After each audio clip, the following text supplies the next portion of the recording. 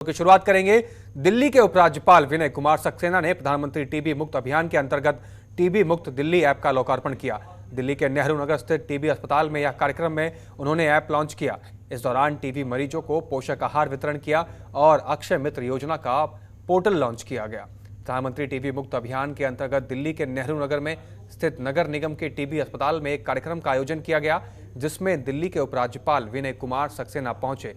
इस कार्यक्रम के दौरान प्रधानमंत्री टीबी मुक्त अभियान के अंतर्गत टीबी मरीजों को पोषक आहार वितरण के साथ ही टीबी मुक्त दिल्ली ऐप को लॉन्च किया गया। टीबी के मरीज इस ऐप पर लॉगिन करके अपनी पूरी जानकारी हासिल कर सकते हैं। साथ ही इस कार्यक्रम के दौरान अक्षय मित्र परियोजना को लेकर एक डोनेशन पोर्टल को भी लॉन्च किया गया। इस पोर्टल के जरिए लोग टीबी मरीजों के लिए दान दे सकते हैं और टीबी मरीजों को गोद भी ले सकते हैं। प्रधानमंत्री जी ने टीबी मुक्त भारत का अभियान शुरू किया है।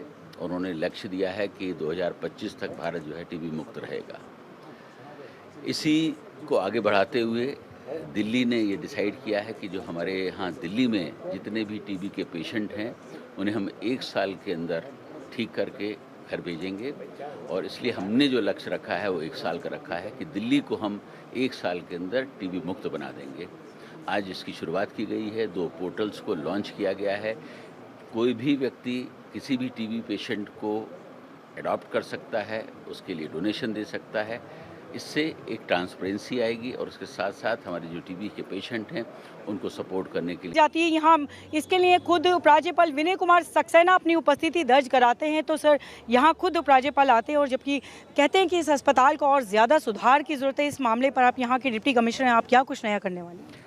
माननीय उपराज्यपाल महोदय ने जो आज टीबी मुक्त अभियान का एक महत्वपूर्ण शुभारंभ इस सेंटर से किया है, वो माननीय प्रधानमंत्री जी का जो लक्ष्य है कि 2025 तक, हालांकि जो वैश्विक स्तर पे जो लक्ष्य निर्धारित किए गए हैं वो 2030 के हैं, लेकिन माननीय प्रधानमंत्री का कहना है कि हम 5 साल पहले इसको करके दिखलाएंगे। और एक मोटिवेटिंग ये क्षण था हम सब के लिए।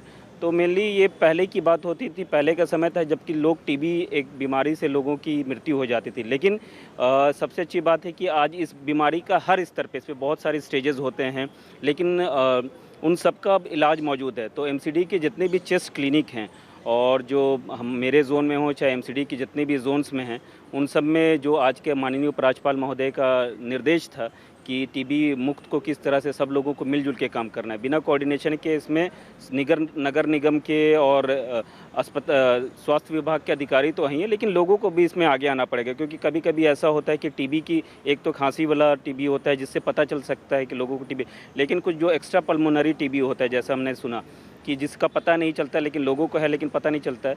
तो इन सब चीज़ों को अवेयरनेस एक माध्यम है। जो हमारे अवेलेबल हेल्थ इंस्टीट्यूट हैं या बीच सेंटर्स हैं, उन पे अच्छी सुविधाएं उपलब्ध करवाना, जो कि आज के आप देख सकते हैं यहाँ पर कि काफ़ी अच्छा यहाँ पर सुविधाएं उपलब्ध कराई जा रही हैं और नगर निगम के जितने भी क्लिनिक से वहाँ करवाई जा रही हैं। तो मेरा ये मानना है और हम सबका एक सामूहिक प्रयास हो तो 2025 का लक्ष्य भी कोई बहुत बड़ा नहीं, 50,000 लगभग, जो मुझे जानकारी मिली कि लगभग 50,000 पूरे दिल्ली में टीबी पेशेंट्स है। तो ये एक बहुत बड़ा लक्ष्य नहीं है। जागरूकता के माध्यम से, उनको सही उपचार के माध्यम से आसानी से इस लक्ष्य को प्राप्त किया जा सकता है। तो देखिए, जहां टीबी मुक्त भारत अभियान प्रधानमंत्री नरेंद्र मोदी के द्वारा चलाया जाता है, इसको लेकर खुद उपराज्यपाल विनय कुमार सक्सेना यहाँ नेहरू नगर के टीबी चेस्ट हॉस्पिटल में अपनी उपस्थिति दर्ज कराते हैं। तमाम आला अधिकारी एमसीडी के यहाँ उपस्थिति अपनी दर्ज कराते हैं और तमाम विषयों पर बात करते हैं सीधे अपर आयुक्त अलकार शर्मा के साथ। मैम, आज एक टीबी मुक्त अभियान जो है भारत के अंदर चलाया जा रहा है, इसको लेकर विनय कुमार सक्सेना उपराज्यपाल की अगर बात की जाए तो वो भी यहाँ आते, क्या कहना चाहेंगे? प्रधानमंत्री टीबी मुक्त अभियान के अंतर्गत एलजी सर आगे बढ़ रहे हैं। कुछ दिनों पहले उन्होंने हिंदुराव हॉस्पिटल में न्यूट्रिशनल किट्स बांटे थे। आज उन्होंने ऐप लॉन्च किया है जिसके तहत कोई भी व्यक्ति निक्षय मित्र बन सकता है। उसमें 4800 मिनिमम अमाउंट है, जिसके तहत वो 6 महीने, 1 साल, 2 साल, 3 साल के लिए किसी भी व्यक्ति टीबी पेशेंट को अडॉप्ट करके उसके न्यूट्रिशन के लिए पैसे दे सकता है। इसके अतिरिक्त उन्होंने आज आके 15 टीबी पेशेंट्स को न्यूट्रिशनल बास्केट भी दिया। आज का कार्यक्रम बहुत सफल रहा। मैम, इसके अलावा तो देखिए, आप सुन रहे थे अलका शर्मा को, जो कि बताती नजर आई किस प्रकार से नेहरू नगर के अंदर यहाँ टीबी चेस्ट हॉस्पिटल में तमाम तरह के यहाँ आला अधिकारी एमसीडी के यहाँ अपनी मौजूदगी दर्ज कराते नजर आते हैं, जिसमें टीबी यानी कि टीबी मुक्त भारत अभियान के ऊपर पूरा जोर देते हुए दिल्ली के उपराज्यपाल विनय कुमार सक्सेना तमाम टीबी के मरीजों को जो है पोषक आहार का वितरण करते हुए नजर आते हैं। कैमरामैन हुकुम सिंह के साथ दिल्ली से जनतंत्र टीवी के लिए अफशा खान। तो देखिए, जहां टीबी मुक्त भारत की बात आती है तो तमाम डॉक्टर्स को सर्वोपरि माना जाता है। डॉक्टर्स यहां सबसे पहले आ जाते हैं। डॉक्टर चोपड़ा मेरे साथ इस वक्त मौजूद हैं, सीनियर डॉक्टर्स के साथ आपकी बात कराते हैं। आज आपके हॉस्पिटल में, आपके क्षेत्र के हॉस्पिटल में जब यहाँ खुद उपराज्यपाल विनय कुमार सक्सेना आते हैं और टीबी मुक्त भारत की बात की जाती है, प्रधानमंत्री के इस लक्ष्य को आगे बढ़ाने की बात की जाती है, क्या कुछ कहना चाहेंगे? आज जो प्रोग्राम था वो स्पेशली कम्युनिटी इन्वॉल्वमेंट का था। जैसे हॉनरेबल प्राइम मिनिस्टर का गोल है कि 2025 तक टीबी एलिमिनेट करने हमने कंट्री से। गवर्नमेंट अपने लेवल पे सब कुछ कर रही है। आप देख रहे हैं इतने सारे हॉस्पिटल्स हैं। निक्षय पोषण योजना में फाइनेंशियल असिस्टेंस भी दे रहे हैं, न्यूट्रिशन के लिए 500 रुपये पर मंथ। सारे डायग्नोस्टिक्स फ्री हैं, ट्रीटमेंट फ्री है, इवन फॉलोअप भी करते हैं हम। और जो नए डायग्नोस्टिक अब आए हैं, CB नेट और जीन एक्सपर्ट वगैरह, वो सारे गवर्नमेंट में फ्री हैं, जो बाहर काफ़ी कॉस्टली होते हैं। उसके अलावा प्राइवेट सेक्टर को इन्वॉल्व करना बहुत ज़रूरी था, जो काफ़ी हद तक अब कर चुके हैं। थर्ड पॉइंट आता है हम कम्युनिटी को भी इन्वॉल्व करें, क्योंकि कम्युनिटी का उतना ही रोल है। कई पेशेंट कम्युनिटी में होते हैं, उनको पता नहीं होता कि मेरे ये सिम्टम है टीबी के हो सकते हैं। किसी को सिम्टम हो, कई बार हम कम्युनिटी में जाते हैं, उनको पता नहीं होता कि फ्री डायग्नोस्टिक्स है या कहाँ पर है, सेंटर कहाँ है नज़दीक।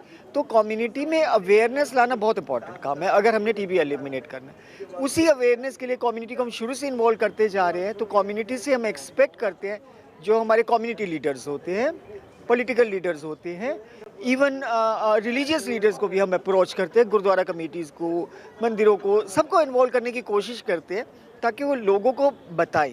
स्कूल्स में इन्वॉल्व करते हैं, टीचर्स को, प्रिंसिपल्स को, बच्चों को बताते हैं कि 2 हफ्ते से ज़्यादा खांसी है तो टीबी है, ताकि वो घर में जाके मैसेज स्प्रेड करें। तो उसी की कड़ी में प्रधानमंत्री निक्षय जो योजना, अब पोषण योजना शुरू की है, उसके अंदर है कि हम कम्युनिटी से सपोर्ट मांग रहे हैं कि माल न्यूट्रिशन हमें पता है एक कारण होता है जो उसके कारण टीबी ज़्यादा होती है। तो देखिए, आप सुन रहे थे डॉक्टर चोपड़ा को, जो कि बताते नजर आए कि टीबी किस कारण होती है। टीबी, जो कि भारत के अंदर अधिकतर टीबी के पेशेंट देखे जाते हैं। टीबी इस प्रकार की एक बीमारी होती है जो कि फैलते हुए इसको समय नहीं लगता, और इसके कॉजेज़ यानी कारण के ऊपर, प्रमुख रूप से इसके कारण क्या होते हैं और इसके बचाव क्या होते हैं, तमाम विषयों पर बात करते हुए नजर आए। कैमरामैन हुकुम सिंह के साथ दिल्ली से जनतंत्र टीवी के लिए अफशा खान। तो वहीं महाराजगंज में आगामी छठ पर्व को लेकर लोगों में काफ़ी उत्सुकता दिख रही है। छठी मैया के भक्त भक्ति में लीन दिखाई दिए हैं। कहीं घाट सज रहे हैं तो कहीं छठी मैया के भक्तों घाटों पर गीत गाते हुए नजर आ रहे हैं। वहीं भारत और नेपाल सीमा पर छठी मैया के परम भक्त घाट पर पहुंचकर छठी मैया के भक्ति भाव में विभोर होकर गीत गाया। साथ ही छठी मैया के भक्ति ने छठी मैया का बखान करते हुए नजर आए।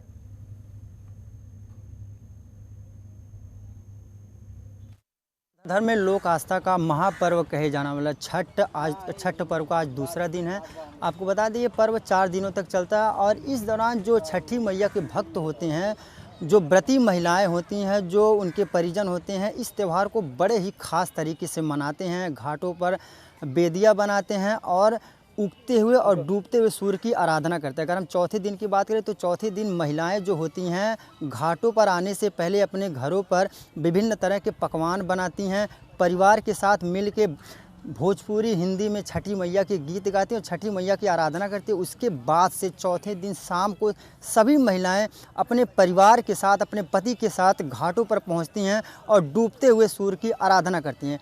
उसके बाद अगले सुबह उगते हुए सूर्य की महिलाएं पानी में आधे कमर घुस के सूर्य भगवान के उगते हुए सूर्य भगवान आराधना करते। तो छठी मैया के कई ऐसे भी भक्त हैं जो विभिन्न तरह के कार्यक्रम करके छठी मैया के प्रति अपने आभार, अपने भक्ति भाव को दिखाते हैं। हमारे साथ एक ऐसे ही शख्स हैं जो छठी मैया के परम भक्त हैं, जो छठी मैया के लिए तमाम तरह के गीत बनाते हैं और उसको गाते हैं। हमारे साथ राज वर्मा है।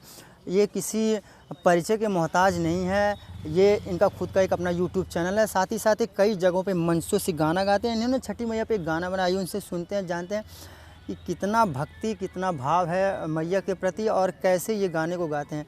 हम चाहते हैं सबसे पहले आप अपने बारे में कुछ बताएं और कब से आपने गाना लिखना और पढ़ना शुरू किया? सबसे पहले मैं प्रणाम करता हूँ, नमस्कार करता हूँ इस जनतंत्र टीवी के माध्यम से। मैं जो है कि गीत संगीत में आज से 12 साल पहले मैंने इसमें अपना कदम रखा हुआ है और आज से मैं 12 साल पहले से आज मैं संघर्ष कर रहा हूँ, मेहनत कर रहा हूँ। और पहली बार मैंने जो कि एक छठ माता का गीत लेके आया हूँ, सोने की कोठरिया में सुतले सूरजमल, जो कि मेरी माता जी ने ये गीत लिखा हुआ है और इसमें आवाज़ मैंने दी हुई है। और हमारे गोरखपुर के सबसे मशहूर संगीतकार जो कि श्री मुन्ना मिश्रा भैया जी, जिन्होंने इस छठ माता के गीत में इन्होंने संगीत दिया हुआ है। तो छोटा सा एक लाइन में गाना चाहूँगा जो कि मेरी माता जी के द्वारा लिखा गया है। सोने के कोठरिया में सुतले सूरजमल, सुतल भइले भिनुसार, सुतल भइले भिनुसार।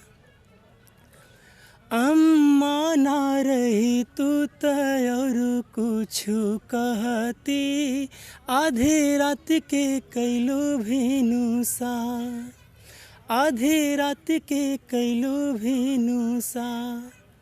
ये कोठरिया में सुतले सूरजमल, सुतल भइले भिनुसार, सुतल भइले भिनुसार।